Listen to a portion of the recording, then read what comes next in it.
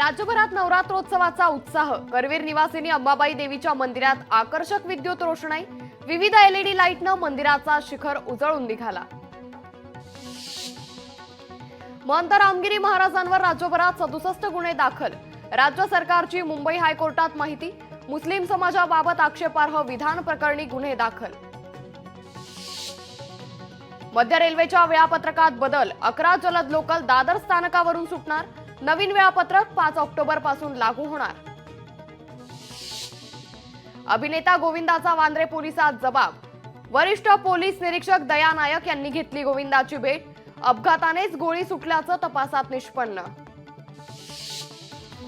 ईडीला आरोपीची देशातील संपत्ती जप्त करता येणार। मद्रास उच्च न्यायालयाचा निकाल। मनी लॉन्ड्रिंग प्रकरणात जप्त करता येणार संपत्ती।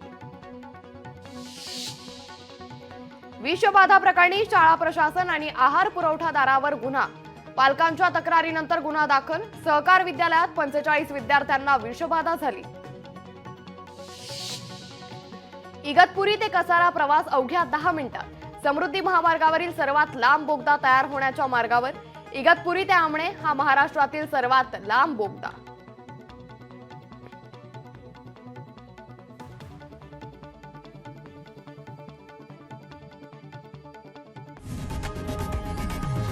लोकशाही मराठी ऐका, पहा, जागरूक रहा।